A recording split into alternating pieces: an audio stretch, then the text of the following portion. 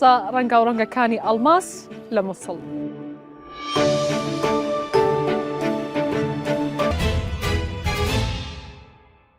ئەگەر هەر خانمێک لە دنیاە ئامانجی دابینکردنی بژێوی ژیانی منداڵەکەی و خێزانەکەی بێت، ئەوە هیچ کارێک بەلایەوە ئەستەم و زەحمەت نییە. بۆ نمونە ئەڵماس یاسین خاتوونێکە لە مووسڵ کە لە ماڵەکەی خۆیدا لە ساڵی 2008 قەفەس دروستەکە بۆ تەیروتار، واتە بژێوی ژیانیان لەسەر دروستکردنی ئەم قەفەسانەیە. قەفەسەکانی ئەڵماس بەوە دەناسێنەوە لە بازاڕەکاندا کە زۆر ڕەنگا و ڕەنگ و جوانن، واتە زۆر ڕەنگ بەکارەهێنێ و زۆر بە دەستڕەنگینانە دروستیەکە.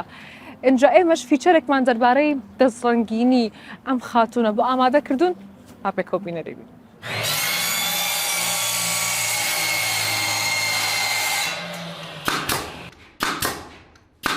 ژنێکی دەزڕەنجین لە ماڵە کۆنەکەی لە گەڕەکێکی مووسڵی کۆن سەرقاڵی دروستکردنی قەفەسە بۆ باڵندەکان.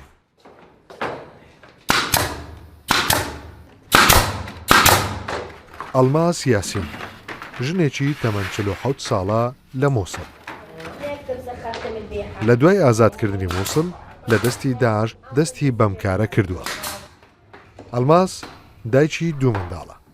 جگە لە کاروباری ماڵەوە هەموو ڕۆژێک ئەم کارە دەکات بۆی هاوکاری هاوژینەکەی بکات و ژیانێکی ئارام بۆ منداڵەکانی دروست بکات.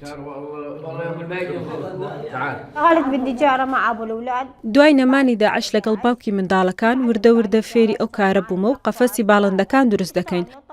سەرەتا لە سەربانی خانوەکەمان کارەکەمان دەکرد. زیاتر لە 5 ساڵ لەبەر گەرمای هاوین و سەرمای زستان کارەکەمان دەکرد.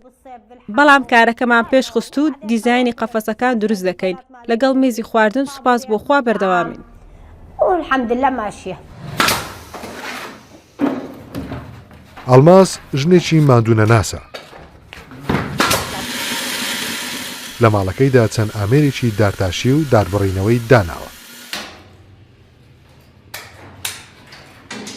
ئەو کاری بەرەودووریش دەزانێت، بەڵام لەبەر ئەوەی داهاتی ئەم کاری باشترە لەسەر ئەم کارەی بەردەوامە.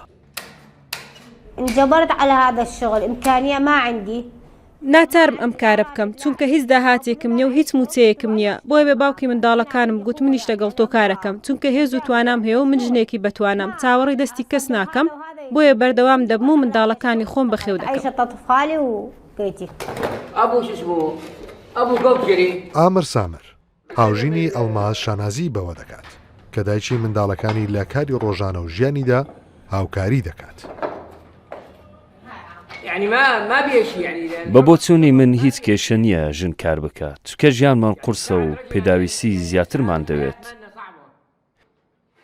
پێشتر یەک پیاو لە ماڵەوە کاری دەکرد، زیاتر لە 20 کەسی بەخێو دەکرد، بەڵام ئێستا 4-5 کەس کار دەکەن تا بتوانن یەک خێزان بەخێو بکەن.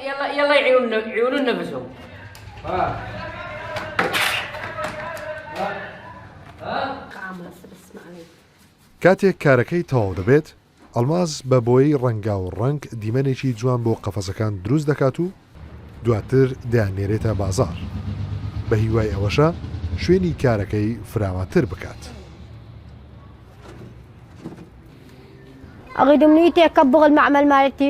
ئاواتم ئەوەیە شوێنی کارەکەم گەورەتر بکەم و چەند ژنێک لەگەڵ خۆم بخەمە سەرکار، چونکە ئەگەر ژنێک لەلای من کار بکات ماڵێک ڕووناگرێبێتەوە. کارم تەنیا بۆ خۆم ناوێت و دەمەوێت چەندین ژنی دیکە سوودمەند بن. مەرج نییە چەند ئیش دەکەم، ئەوە لەسەر داواکاری کڕگارانە. لە ماوەی 2 ڕۆژدا 12 قەفەس بەڕێک و پێکی دروست دەکەم، ئەمێ ئیشم. خلال يومين أنا أفصل 12 قفص كاملين. هذا الشغل اللي أشتغله. کاتێک دەچێتە بازاری باڵندەکان، قەفەسی دەستی ئەڵماس لە دوورەوە دەناسرێتەوە. بۆ هەر قەفەسێک 20,000 دینار وەردەگرێت. ئەمەش داهاتێکی باشی ڕۆژانەیە بۆ خێزانێکی 4 کەسی تاوەکو ژیانێکی ئارام لە مووسڵ بەڕێ بکەن.